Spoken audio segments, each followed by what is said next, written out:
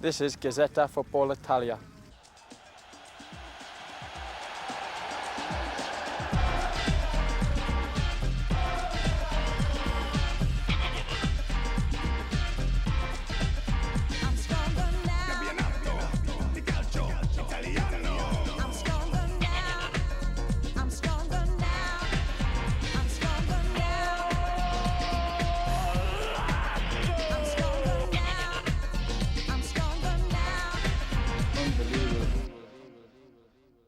The football started. Okay, I haven't. I will soon though, but first this.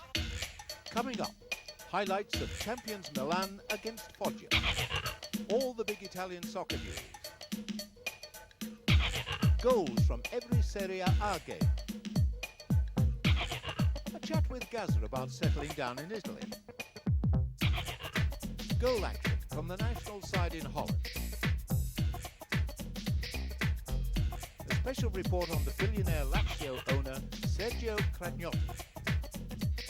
A behind-the-scenes preview of tomorrow's live clash between Lazio and Fiorentina. Gazza's verdict on all this weekend's games. And the chance to win top prizes in our Marco van Basten competition. First, it's champions Milan at home to Foggia.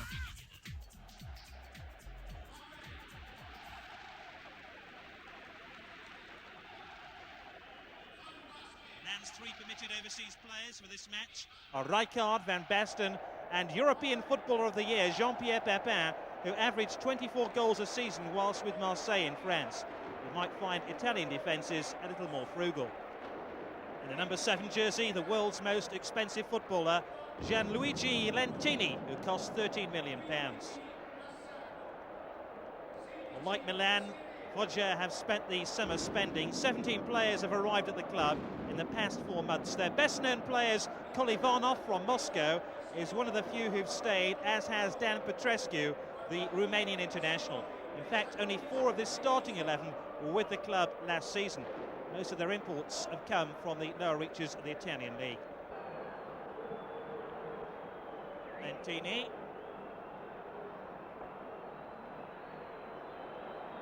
Lentini spread eagling the Foggia defence.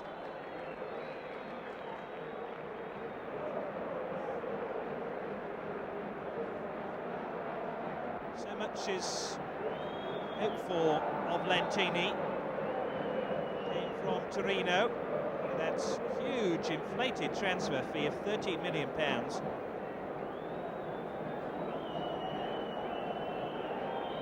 Papin waiting in the middle again. Oh, a free header by Lentini, off the line by Petrescu. They still haven't cleared it, and that's Foggia defence still on red alert here. Away by Seno. Appeals for handball against Maldini. And Milan going at Foggia with frantic desperation, but still unable to find a way through.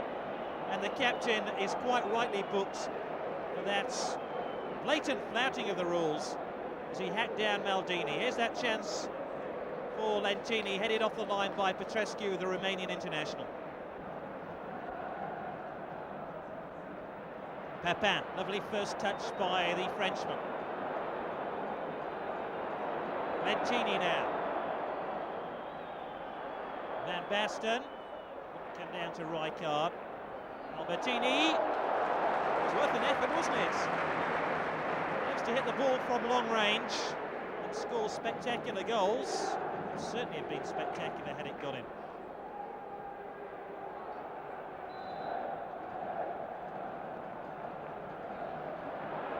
Lentini again.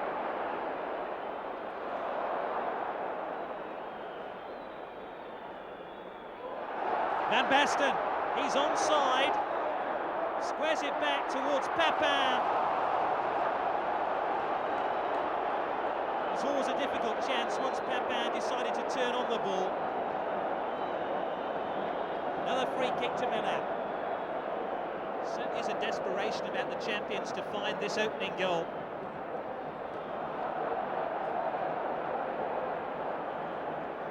So many talented players, not even on the substitutes bench. Kolivanov trying to get the better of Nava. The Russian's done well here. He just can't get anywhere near him. He's like a jack in the box. And he still manages to put a crossover. Seno unable to get anywhere near it. But, Milan having real problems there with Igor Kolivanov.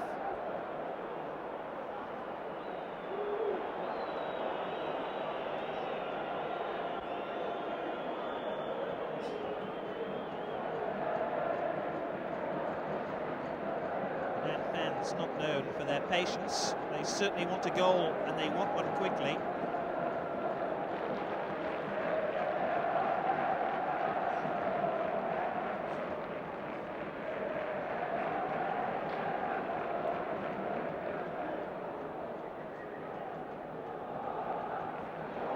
Oh, here's an opportunity for the captain. Seno. Oh, off the upright. He's got another opportunity here. And the frame of the goal comes to Milan's rescue because the captain of Foggia almost scored a quite remarkable goal. Remarkable in the fact that Foggia haven't had a chance in this game. And then from nothing, they see Antonioli touch the shot onto the upright.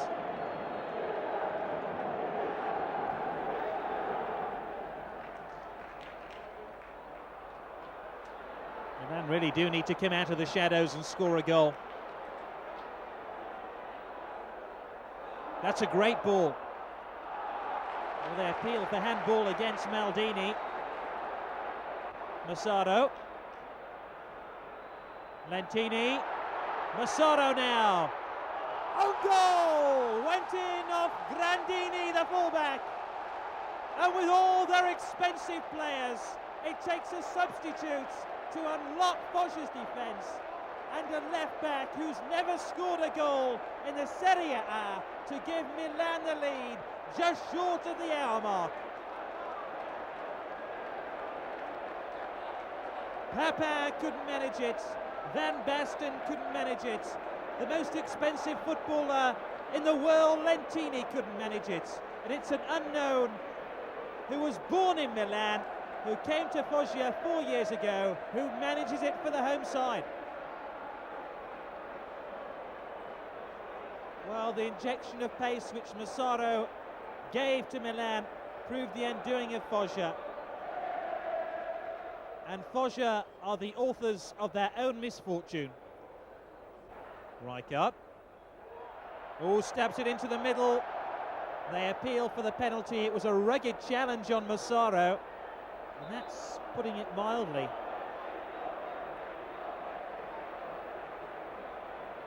Grandini having a difficult game now. Already scored an own goal. Could so easily have given away a penalty to Milan.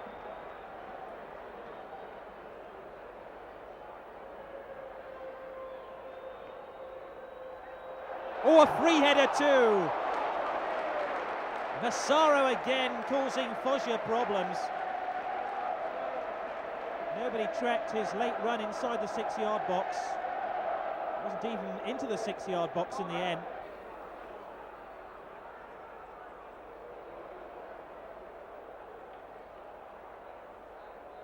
It was an interesting tackle on Lentini. Came from the captain of Foggia.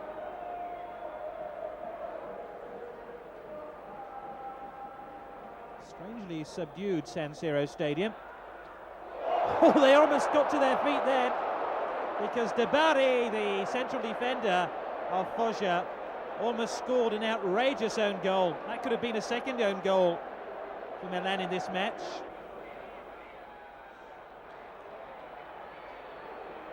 Lentini, who's popped up on the right-hand side now. Massaro with a cross. Van Basten. The goalkeeper did just about enough to get his body between the ball and the goal and deny Van Basten the second goal for Milan. Van Basten ghosted into that inside right position.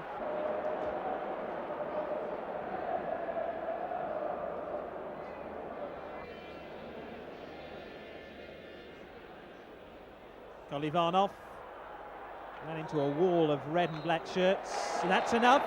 A subdued start for Milan in their defence of the championship. It took an own goal to settle this one by Grandini. Final score 1-0 to Milan. And it's Milan who dominated the headlines in the Italian press this week, as James Richardson reports. Well, the championship is finally underway, and at last the Italian papers have some football to talk about. As usual, though, as much action seems to be going on off the pitch as on it. The main story this week concerns Milan, and they still have problems with their super squad. Here in Italy, you're only allowed to enter 3 foreign players for every game. Milan have 6. And what this has meant this week is that Gullit had to watch the game on Sunday from the stands. He left at half-time. Since then has led the attack on the Milan system, accusing the president Berlusconi of betraying the European tradition of trying to construct an American-style dream team here in Europe. As you can see, Milan are divided champions. Things aren't much easier down in Naples. Napoli was held to a 0-0 draw by Brescia on Sunday. Galli and Crippa were involved in arguments with the squad. Careca played particularly dismally. The view of the Corriere dello Sport is Napoli cries out Diego, Diego. To be honest though, the one place where Signor Maradona won't be going is Naples. Since finishing his suspension, he's been associated with Boca Juniors, Palmeiras of Brazil, Olympique Marseille, and most of all with Sevilla in Spain. And it now looks like that's where he's going to be headed. Apparently everything is now sorted out for Diego to start with Sevilla on the 20th of September. Napoli's price, £7 million, plus an undertaking from Sevilla that they won't use the Argentinian in any game against Napoli. Back shortly after Maradona should be our very own Paul Gascoigne. The Gazzetta reports this week that Gazza will make his official Lazio debut against his old club, Tottenham Hotspur, at the Stadio Olimpico on the 23rd of September. And believe me, the paper's going to get a lot thinner around these parts when Maradona and Gazza start playing again. Wednesday night saw Italy's 3-2 win over Holland, and the papers were pretty overjoyed about that. The Corriere dello Sport, finally it's Italy. La Gazzetta's view, in Holland they fight, they shine, they win. Vialli scored his first international goal for 9 months. Italy came back from a 2-goal deficit for the first time in 31 years, and all in all it was a pretty good result for Italy. Well, that's week 1 over and done with. Week 2, of course, is imminent, and next week we'll see what that's given the papers to think about.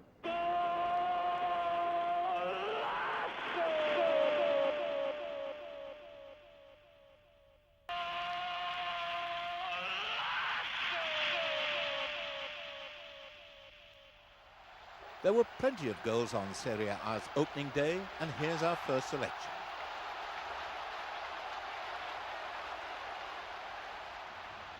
"25 minutes in and Atalanta scored. Rambaudi provides a centre, Gans on target from close range. Gans was playing against one of his former clubs. He'll have been pleased with this one. Then Parma's stopper Apolloni, the man who could be Berese's replacement in Italy's national team, almost found a way through. Then the crossbar comes to the rescue of Parma. Rambaudi trying his luck from long range. Into the second half, and the new back pass rule almost catching Atalanta out here.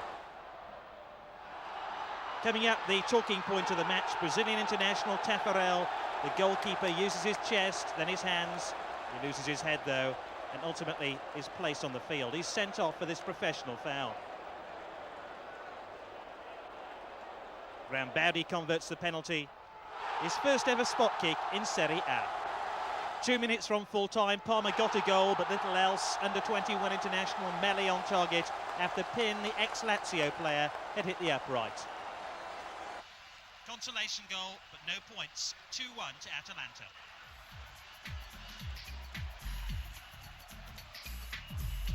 A result that gave Atalanta their first ever win over Parma in Serie A. The quality of the shooting summed up Juventus's 0-0 draw with Cagliari. Cagliari thought they had a penalty here when Beasley had his shot charged down. Vialli, after his £12 million move from Sampdoria, had a quiet game. This one is few contributions. Rampulla in the Juventus goal had to be at his best to deny Francescoli here. Into the second half. Di Canio whipping this one over the top. Then Rampulla saved this free kick from Francescoli. While Baggio and Vialli combined effectively here, but no goal. Juventus opted for the long ball game. in a bid for a winning goal. Casiraghi with this woeful miscue. He'd come on as a substitute for Muller. Julio Cesar with that long ball, but nobody on hand with an accurate shot. Final score, 0-0. A goalless draw always on the cards. Juventus haven't beaten Cagliari since the Sardinians were promoted 2 years ago. Genoa in white were looking for their first away win in Florence since 1977. Signorini with the first header for Genoa, Scarabi with the second. Real combined European effort here. Stefan Effenberg, the German, Biano, the Italian, Stefan Effenberg again, Laudrup, the Great Dane. Tacconi denies a great goal. Fiorentina soon were down to 10 men. Pioli sent off for this deliberate flouting of the rules with this foul on Johnny Van Schip. Fiorentina were complaining that Van Schip used his hand to control the ball. Scarabi, usually such a powerful header of the ball, fails here. First goal of the match after 53 minutes, Laudrup finds Stefan Effenberg. Both players once teammates at Bayern, now united in Fiorentina's cause. Tremendous free kick here by Effenberg, just creeping in on the near post. Laudrup was beginning to toy with Genoa's defence. Batistuta number 9 with 2 opportunities to make it 2-0. Defender is Signorini. Just after the hour, Johnny Van Schip proves that there's more than one Dutchman playing in Italy. Rijkaard, Van Basten, Hullet and Winter, eat your heart out. Not too much space for Van Schip here. That doesn't matter to him. 18 goals in their last 4 meetings between these two teams. We could have expected more. We could have expected a lot more from Batistuta. Coming up, an outstanding save from Manini. Fortunato, unfortunate not to grab the winner. It ended 1-1. Another predictable draw. Genoa haven't won here for 15 years. Brescia in the red have never won at Napoli. The First Division new boys were always going to have an uncertain start to the first day of the new term. Policano going close. Hagi joined Brescia from Real Madrid for £2 million. Not one of his best shots here. It almost crept in though. Rugby Tackle of the Week award goes to Junta of Brescia here. Few doubts that was a penalty. Careca, the Brazilian, who usually converts these chances, converts Landucci into a hero.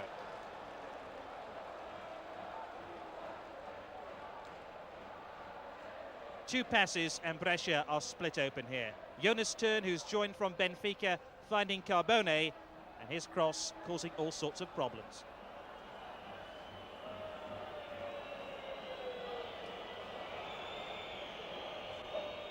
Corner then to Napoli, and Lanucci with an uncertain punch.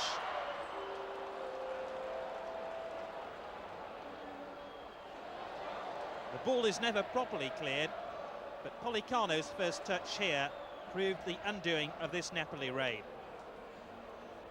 Renetti almost let in Napoli here. New signing Daniel Fonseca, the Uruguayan, trying his luck from the acute angle. Fonseca then went close with this free kick. And then Radu Choyu, another Eastern European, had a chance to score. Then Domini's cross found substitute Sarini's head. And a miss of South American proportions. Fonseca with the cross. Careca heads wide. It ended 0-0. A deserved point for the newly promoted Division 2 champions, but a lacklustre performance from Napoli. Pescara won 3-1 in the Olympic Stadium on their last visit in '89. It was going to be another happy day for the visitors. A move like this deserved a goal. Nobile hooks it over the top. Carnevale might have given Roma the lead from close range here. And if Carnevale was having trouble with his headers, so too was Rizzitelli. Allegri was the first shot specialist in the Pescara team. And Allegri might have scored here when Civoni went walkabout in his penalty area. Into the second half now, and Caniggia thought he'd found a way through, set up by Giannini. With the goal mouth vacant, he couldn't hit the target. Caniggia was substituted shortly after this miss. can probably guess why. Carnevale here trying to dispute the undisputable. No penalty. Giannini is the author of this long-range effort. 20 minutes from full-time, and a goalkeeping mistake results in the only goal of the game for fullback Nobile. Cervoni, who had such an excellent season, gets the new team off to a horrible start. Ferretti with this tremendous pass, stretching the Roma defence, but they couldn't legislate for the goalkeeping error. Well, Cervoni went from bad to worse. His half-hearted clearance sees Palladini with a shot pinballing back off the crossbar. Roma lucky to escape with just a 1-0 scoreline against them. That could have been number 2. It's 18 years since Roma were beaten on the opening day of the season, and few thought that the record would go to the Serie A new boys. Paul Gascoigne is already settling down in Rome, but what's life really like for the Geordie boy? It's frustrating because, you know, I've had this operation. It's been 16 months. I've worked hard to get back where I am, and like I say, I was in Florida. It's unbelievable. In Florida, I was enjoying myself. I could play football. Not a problem, all right. I was overweight, but now I'm like back to where I was normal, probably even thinner than I was 2 years ago. Everything's perfect, and I can't play.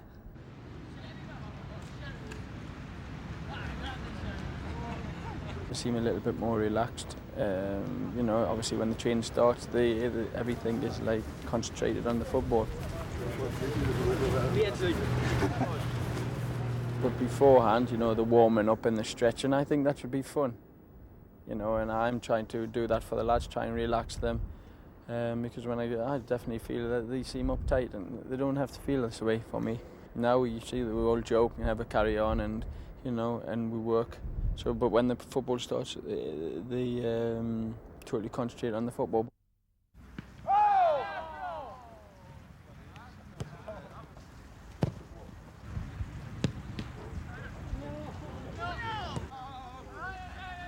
They have a good players. Signor Pepe, we call him Pepe, nickname, and he's only small. When he come, I thought, who's this lad? You know, I never heard of him. And to be fair, he's one of the best players that I've watched in the games. Pepe, another one's Crivero. He had a weight problem like me when he come. He was more fatter than me. I told him that as well. I thought he was a doctor. You know, when he come, I thought he was another physio. But he lost his weight, and I think he's a sweeper, fantastic player. Got one player, yeah, Gigi. He's a tank. He's solid. Nothing, you know, nothing gets past him. But nothing, you know, he'll stop you any way he can. Basta adesso, Allenamento. Everything's fantastic, you know. I seem to know my way around a little bit because, like I said before, there's a massive antenna there, and whenever I'm lost. Whenever I am and I'm lost, I look at the antenna and just follow that, you know. But I'm starting to find my way around okay. Remember the first time I thought, right, I know where my house is to the Manstrelli, the training ground, I know. And I got in the car, next thing I know, I was about 30 miles off Napoli. I'd been travelling an hour. No less than 10 Milan players took part in this week's friendly international between Holland and Italy in Eindhoven. But team spirit quickly evaporated. The Dutch took the lead with a well-worked goal after 5 minutes. Bergkamp meeting Brian Roy's low cross.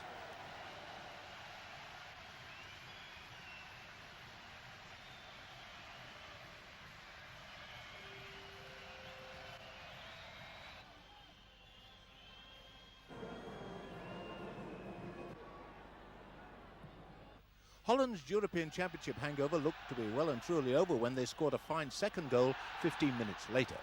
Marco van Basten made it with a fine run. Bergkamp's finish was superb.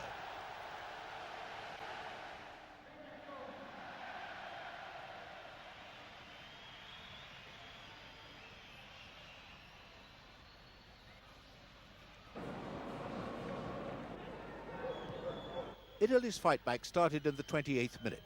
Milan's Stefano Aranio's shooting home following a corner.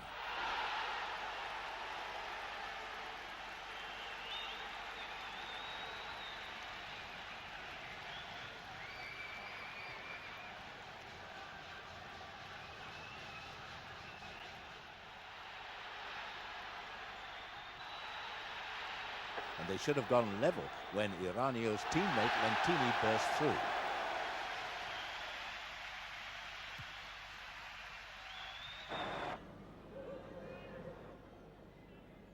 But they equalised 5 minutes before half-time. Parma's fullback Alberto Di Chiara had a great run, and it ended with him being hauled down.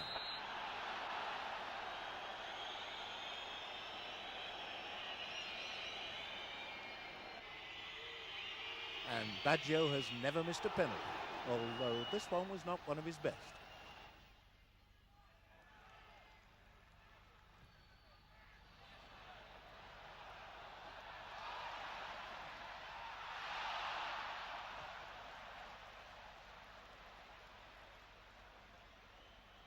Holland had 2 lucky escapes, but goalkeeper Stanley Menso was powerless to stop Vialli's great header, winning the game for Italy just 13 minutes from time.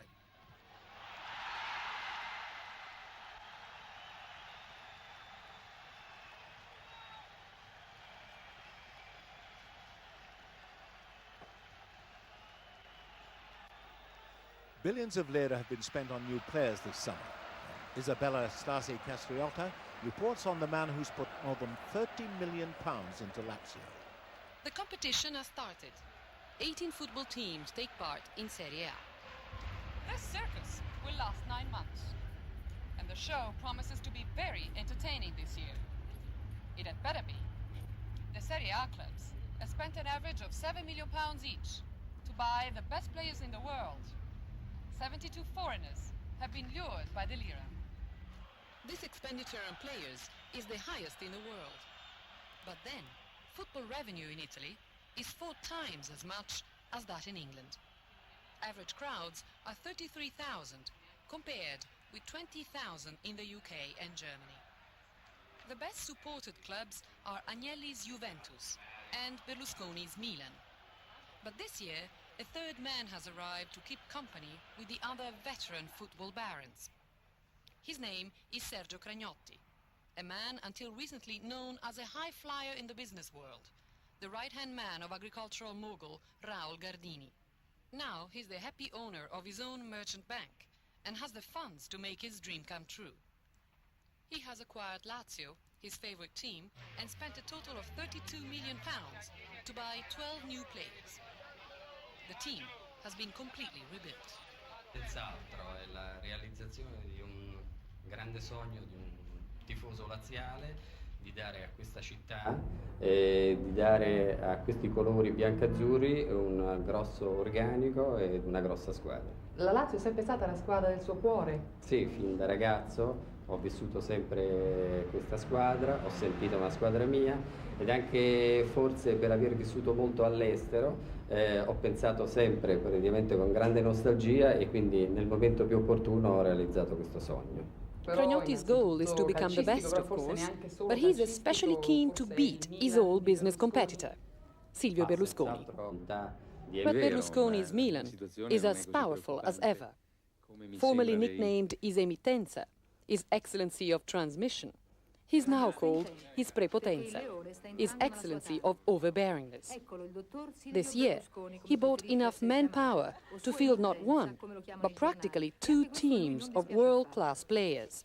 Berlusconi ha creato una grande squadra, un grande organico ed anche un uomo competente. Lottare con lui mi riempie veramente di gioia, mi riempie anche di una grossa forza interna. Le piacerebbe batterlo? Senz'altro, ma batterlo con i miei campioni che sono altrettanto importanti come quelli che lui ha nella sua squadra e quindi ritengo che sarà un bel confronto senz'altro con Torino e con Milano, veramente Roma finalmente può dire di aver creato la sua squadra.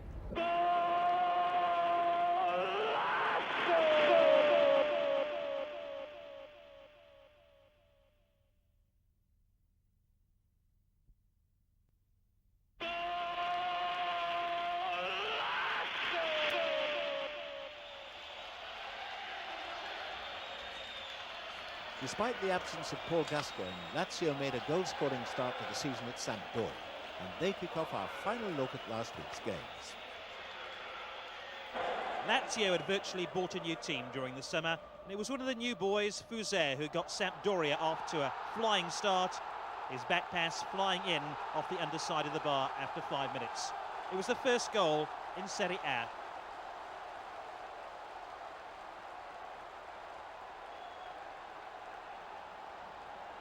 It was a bizarre own goal. One can only assume that the sunlight was to blame, as Fuzet couldn't see the ball properly. Well, Fuzet had an opportunity to put the own goal behind him. Doll and Riedler combine effectively. Fuzet with a header and then the shot. Signori scored 10 of his 11 goals with his left foot last season for Foggia. Lazio paid £5 million for him, and for that money he learnt to use his right one.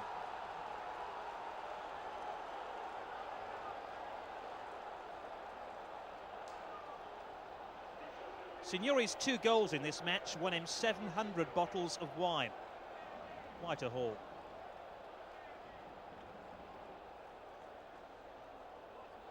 Maybe Signori should send a few bottles of the wine to Lana, who was generous to a fault in allowing Fuzet to get to the dead ball line here. Signori proving that he still had his left foot working effectively. Both those strikes came in a 2-minute period, and Lazio had turned the match on its head.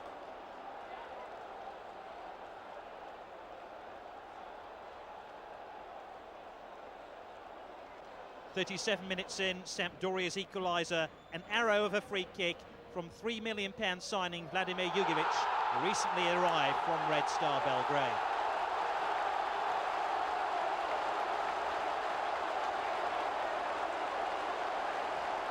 His special delivery could have come from Red Star.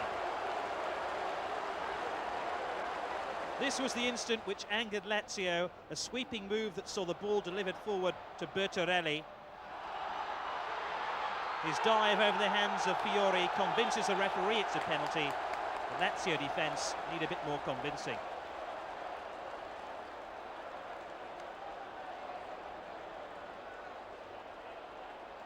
Mancini gave Sampdoria the lead with a penalty.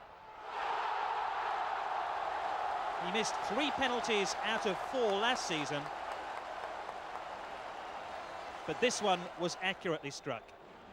If Lazio's players had scored all 3 opening goals of the match, it was symmetrical that Sampdoria should have scored the last 3. Fuzet with a cross and that bizarre own goal from Busso, who'd only just come on as a substitute. He was wishing now that he hadn't bothered. The header wide of Pagliuca, that made it 3-3. It was time for Viekovod to see his header come back off the crossbar. The Sampdoria look for a winning goal.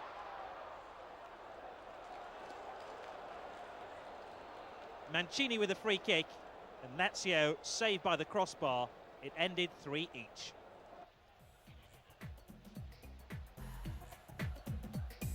Lazio's opening day problems continue.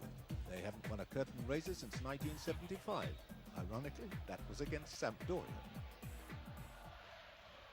Ancona in white were playing Torino, the UEFA Cup finalists last season. Casagrande with the best chance in the opening stages of the game for Torino. The opening goal of the match after 32 minutes, Venturin's cross. Aguilera hooks it in. The Brazilian Casagrande heads it in. The goal had something of a South American flavour. Aguilera is a Uruguayan, Casagrande a Brazilian.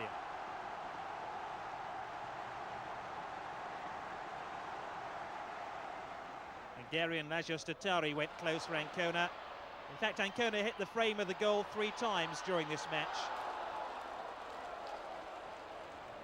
Coming up now, a brilliant telling flick from Enzo Schifo, inviting Walter Casagrande to head powerfully in. Enzo Schifo must be one of the outstanding midfield players in the Italian league. By now, Ancona's defence was in danger of being yanked off its hinges. 3 minutes later, Sordo's shot deflected into his own net by Garda, and that counts as an own goal in Italy. Perhaps it's a little bit harsh on the defender, but it was a hard day all round for Ancona. Luck is the greatest ace in football, and it wasn't dealt to Ancona here. Vecchiola going close. Under the new FIFA rules, 2-goal Casagrande had to go after his illicit handball on the goal line to deny the goal-bound header by catcher. Latari tucks away the penalty. But Torino weren't finished. Goalkeeper Nista, once at Leeds a couple of seasons ago, inexplicably playing at right back. He wished he'd been playing right back in his goal to deny Schifo number 4 for Torino. Schifo, the Belgian international of Italian parents, on target here. A disappointing first game for Ancona in Serie A, but a result that flattered Toledo. Newly promoted Udinese pulled off the shock result of the day against Inter. They gave warning of their intent with this tremendous chance for Balbo, the Argentinian. Udinese thrived on the long ball and longer lungs. Branca side from Fiorentina had this shot saved by Zenga. Zenga recently omitted from the Italian national team. All the pressure coming from Udinese. Zenga was the busier of the two goalkeepers. Inter's expensive Macedonian Darko Panchev might have given them the lead here, nicknamed the Cobra, but no venom with this header.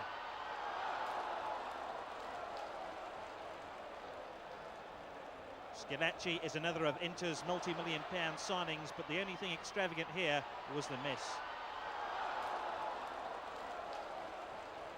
Balboa was prepared to put increasing pressure on Zenga's goal. Berti thought he'd scored here. The linesman thought otherwise, offside.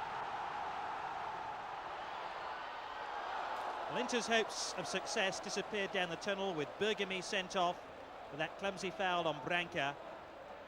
As you can see here on the replay, he quite clearly holds the attacker back. 21 minutes from full time, what proved to be the opening goal of the match, Balbo with his well-hit shot past Zenga. Balbo had put 2 past Zenga the last time these two sides met.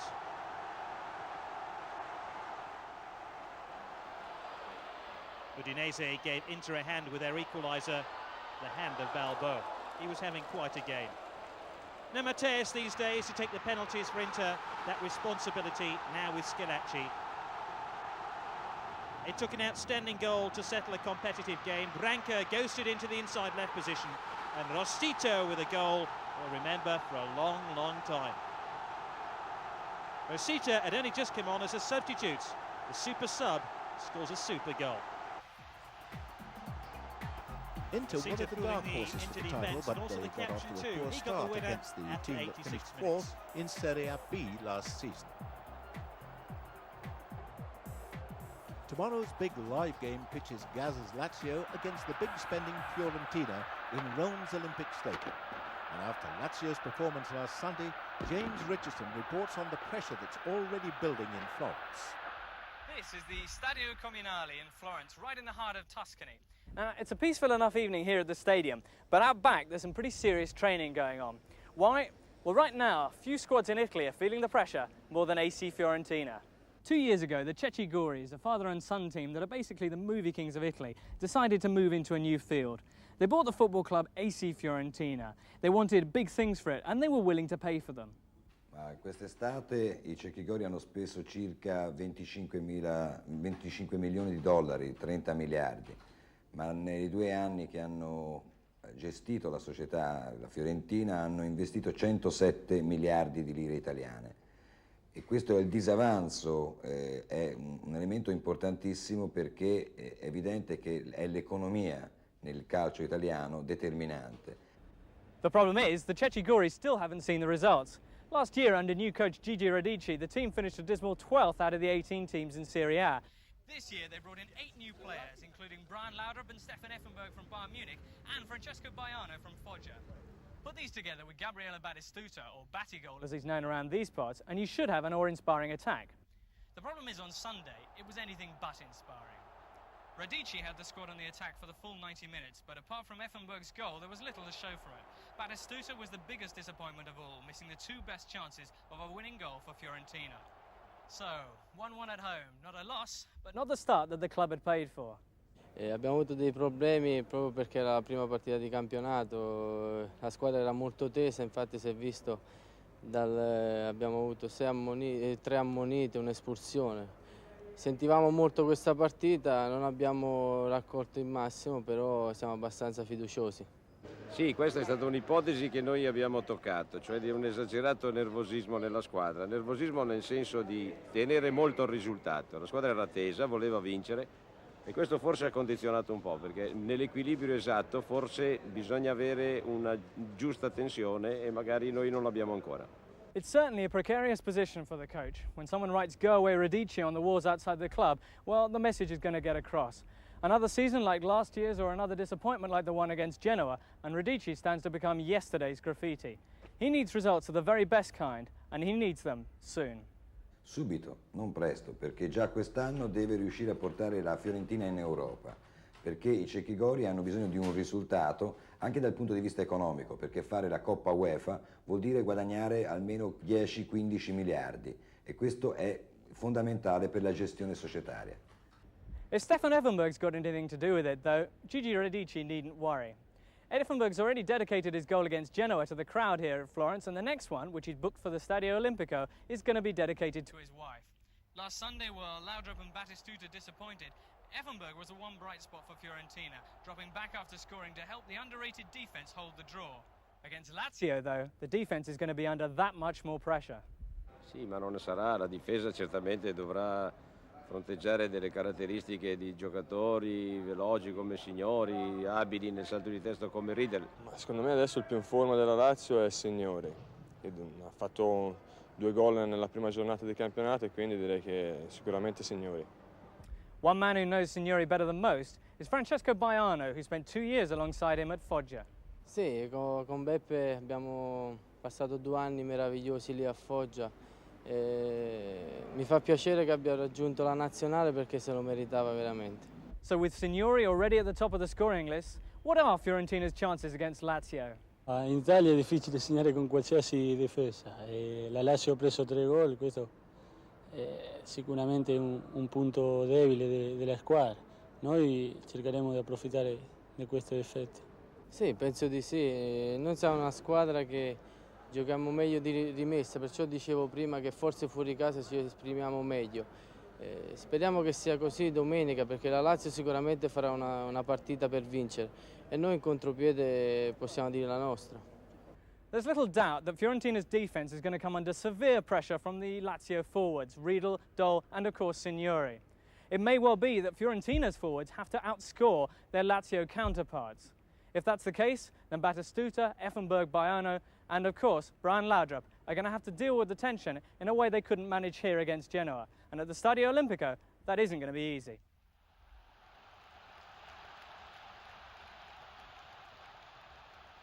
Lazio Fiorentina, like I said before, they've got that guy Gascoigne, not very good. They'll struggle if they play him. Fiorentina, they have a couple of good players. Laudrup, who we all see in the European Championships, the brother of Michael Laudrup, very good player, voted one of the best players in the European Championships. He will make a lot of difference to their team. I don't know if I'll be playing because of my leg injury. Hopefully I will be, but we just have to see how it goes. But I think we will be too strong for them. Sampdoria, obviously, I think will be a little bit too powerful for Ancona because they've just come up from the 2nd division. Sampdoria, obviously, last year they had Vialli. It was very important for them. 2 years ago, Sampdoria won the title. Sampdoria obviously have some very, very good players. Obviously, one that stuck out for me last year was Lombardo, the ball-headed guy, fantastic player. They've just bought an important centre-half, as we all know, Des Walker, and we all know how good he is in England, so really I don't have to say too much on Des. You know, I think he will be vital for Sampdoria this season. I think Des Walker will do very, very well in Italy. And for that game, I would say Sampdoria they will win quite comfortably. Brescia, Torino, don't really know much about both teams, but Brescia, they've just come up. They have one good player. I think all the people in England know Hadji. He done well in the World Cup when I played, the number 10, fantastic player. I think Torino will win it. Only 1-0, 2-1, you know, it'll be very tight, but I think they will win 1-0, only because they have one good player, Schifo, again in the World Cup 2 years ago, fantastic player. I think he will be the difference between the two teams. Correct, I think now he will be the difference between that game, and I can see Napoli winning quite comfortably. Genoa-Roma, for me, this will be a draw. I think Roma is the stronger of the two teams, but they're away. Genoa will obviously second game of the season, they're at home. Roma, well, that is a team I've got to hate when I'm over here. They have some good players. They have Hassler is one of them. The German international, very good player. Played against 2 years ago again in the World Cup. This season, Roma, I've got to say, well, I don't have to say, but I'm going to say maybe they might do as well as Lazio, but that for me will be a 0-0 draw. Inter and Cagliari, for me, these two are two good teams, especially Inter. I'd say Inter's the stronger of the two. They've just bought a player off Lazio's, Ruben Sosa, very good player. Also, the Scalacci, they just bought Scalacci. Scalacci in Italy for me is like an Englishman, you know, he's always like at the feet, and you know he wants to do very well. Cagliari, for me they only have one player that I remember, Francescoli is his name, is a forward, very good player. Last year he scored a lot of important goals for them. I think he was the player who, for me, you know, kept them in Serie A. But Inter will be far too strong for them. Juventus, Atalanta. Don't really know much about Atalanta at the moment, but for me, they will struggle. They will struggle against Juventus. Juventus have too many good players. You know, they bought, they have Baggio, who they spent a lot of money for again. They have Violi, who they spent 12 million from Sampdoria. Platt. You know, they have many good players. For me, they have too many good players. You know, I don't know. You know, I've read in the papers whether Platt will play or not. I think he will play, but then again, it's going to be hard for anybody in that team to keep their place. They're going to be too strong for Atalanta. For me, Juventus will win this quite comfortably, maybe 3-0. Parma, Udinese. I don't really know anything about teams just come up from Serie B. Parma, very difficult side to beat. Last year they won the cup. They have a young player who's very good. The Swede, the blonde-haired lad, he's called Brolin. He's a good player. Milan, where we all know how good Milan are. They have so much money, it's incredible. The players they have is incredible. They have Gullit, Van Basten, Rijkaard. They've just bought Papan, the player they just bought. Then Lentili for 13 million. They have 6 foreign players, and you know there's going to be a problem there because you can only play 3. So the argument's going to be in that camp. I don't know. We have 4 at Lazio, but they have 6, and every one of them is a top-class player. For me now, it's incredible because Gullit, we all know how good Gullit is, and he can't even make the starting lineup. So that just shows how powerful the team is. Milan will walk this game, and I think they will win by a lot of goals. Every week we have a competition, so if you want to enjoy me in the sunshine, listen up. The top prize is a luxury trip for 2 to Italy to take in the Italian Cup final. Also, the complete kit of the Italian team of your choice, plus copies of Channel 4's brand new Italian football magazine, due out in a few weeks' time. To enter, just watch the following action, then ring your answer on 0891 333 444. 0891 333 444. Now this, of course, is Marco Van Basten in action for Italian champions AC Milan.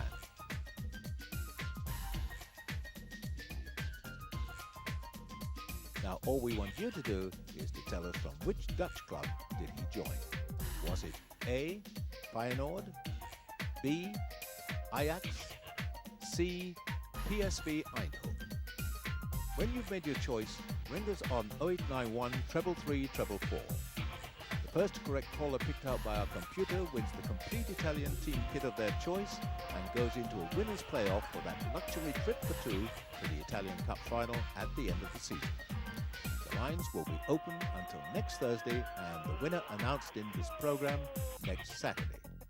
And don't forget, Lazio against Fiorentina live tomorrow afternoon at 2:45.